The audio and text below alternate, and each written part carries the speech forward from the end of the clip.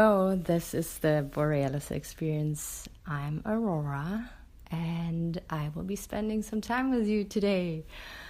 Maybe you can hear it through my voice. I have a big smile on my face because yesterday I decided to record a meditation while I was walking with my dog. And I was in a good mood, yet I used a couple swear words, so YouTube decided to restrict my content. So now when you click on episode number 13 on YouTube, they will ask you first if you are willing to listen to inappropriate content. And it's a meditation, right? So yeah, no, this is all awesome. I love YouTube, and they're just doing their job, and I will keep posting anyways, and maybe watch my language. So last time I went a little bit deeper into the physical body's well-being and gave you tools with how you can make sure that you're giving your body everything it needs. Needless to say that everybody is different. So if I tell you you have to drink 4 liters of water every day, it might be not the right thing for you. And a lot of times we're out there and we're seeking out answers for our physical ailments or just to feel better in our skin. But I say I'm strongly convinced that we have to learn, we have to fine-tune our listening when it comes to our body signals. And if we manage to listen to our body's needs, then we are living in perfect health and balance. So today I want to talk about the mind, because in the last episode I also started talking about the monkey mind and how your monkey mind, which is your ego, your part of yourself that might have gotten hurt in the past and is trying to protect you and prevent further pain. But sometimes, so it is a good thing to have your mind running, but sometimes it takes over too much, and sometimes it guides you down a path that you don't really want to go down, but it's just so much stronger than anything else you can imagine. So at the very end of last episode, we talked about Netflix, binge watching, junk food, alcohol, weed, porn addiction, and how those things in the first place make us feel really, really good because they might distract us from loneliness or just give us some other kind of arousal or dopamine secretion, I think you say in English too. So with these things, though, you can't go really far. Like if you really practice that religiously, those habits, then your body will quickly give up on you or come up with ailments that you want to get rid of, and you will not be able to get rid of them unless you change your habits. So your mind plays an extremely important role there, because it is over your mind that you control your behavior. But we also want to be very careful and not overcorrect. So I don't know how to approach this. There's some people who were obese in their childhood, and then all of a sudden it's like a switch button, and then they turn into an anorexic person or a person with, how do you say that? Eating disorders. You have people who were very lazy and messy in their youth, in their teenage years, and maybe even in their 20s, and then go through a huge heartbreak because the new flame, the old flame ran away with a new flame that is less messier and more successful in life. So what you make out of it, the consequences you see, or the conclusion you make then is that, oh, I have to give up my messy life, I have to get a job, and totally reject who I am and become that new persona. And this is what I don't want. This is what I don't want to create. I want to create, if at all, a healthy shift, and make the transition as smooth as possible, because every harsh, cold turkey approach will just backfire most of the time. So what we want to do is take the mind as a tool, but live from the heart. Let the heart make the decisions, and let the heart and the body really tell you what it needs and how it wants to show up in this world. And now, of course, you can ask, well, how am I going to communicate with my people? I can't just use body language now. And it's a little tricky for me to put it into words, but I'll get there. Living from the heart, behaving from the heart is a very warm, calm feeling that will actually also bring you the results that you want and were craving for so long. If you were living from the mind, then when it comes to relationships, a lot of times we become manipulative, or we have our ways to express our needs, or are scared to get hurt again. All those things that really prevent us to see the other person as they really are.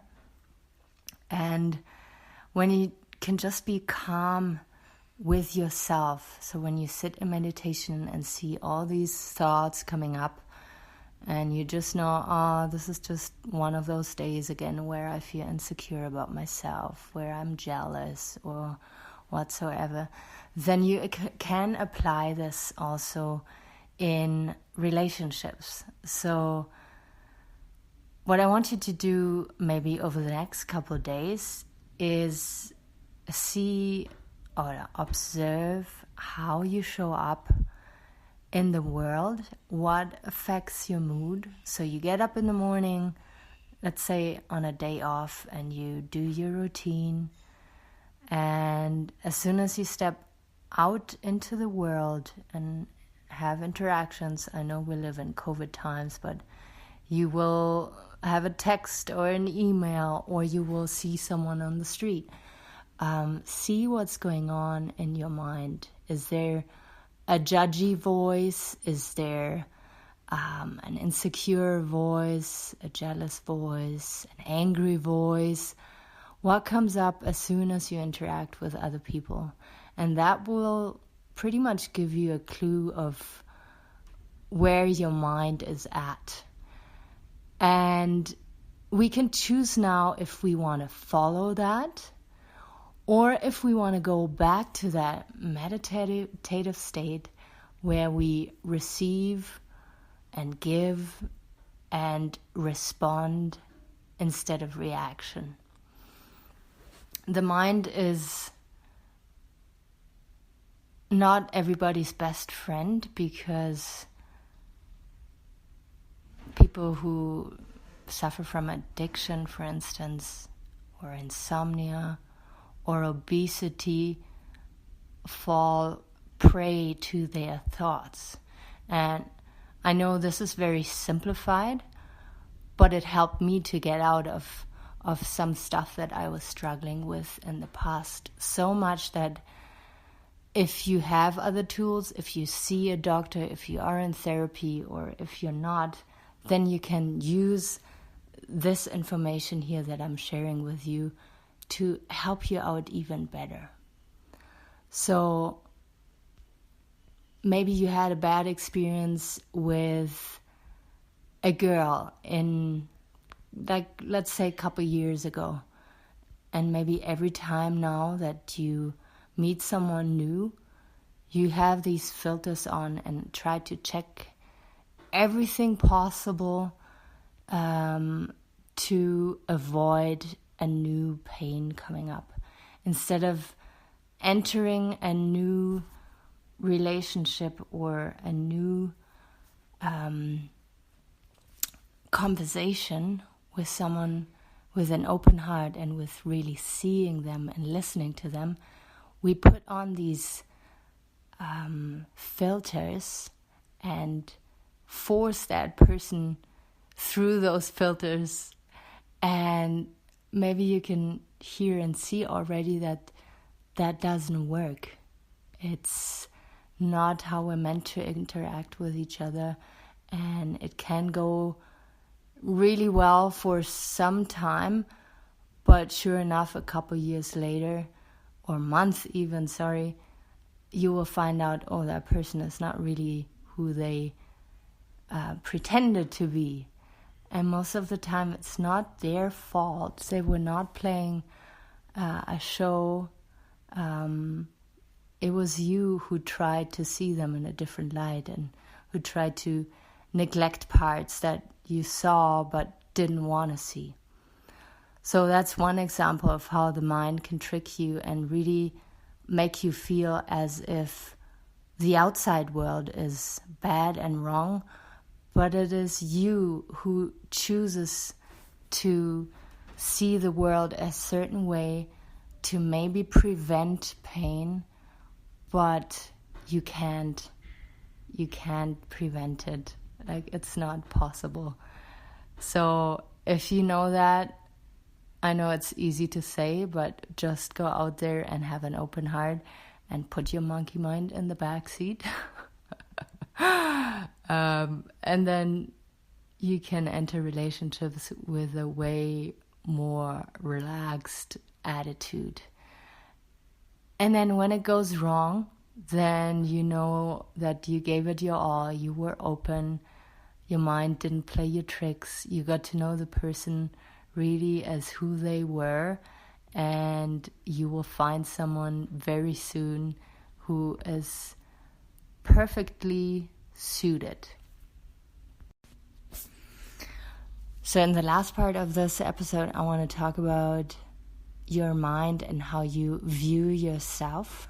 Yesterday we talked about physical self-care, and I want to add to that that a lot of women use makeup because they feel they don't look cute and beautiful enough without makeup. It is not to make them feel better or to make them feel sexy for some, but a lot of women are out there trying to covering up and can't stand their face without makeup. And I believe there again, it is the mind that makes you feel ugly and really bad about yourself. And how can you change that? I feel if you really can look deep into when it started, maybe it goes back to a story in high school or a kindergarten or sometime back where something happened and you felt so ugly and not good about yourself, and now you see yourself in the mirror and you feel disgusted. And when I hear girls talking about it openly and very raw, then it just aches my heart so much because they don't see what I see. And how can you help people who have such a distorted view on themselves? It's so hard and painful and frustrating, and it takes a lot of patience.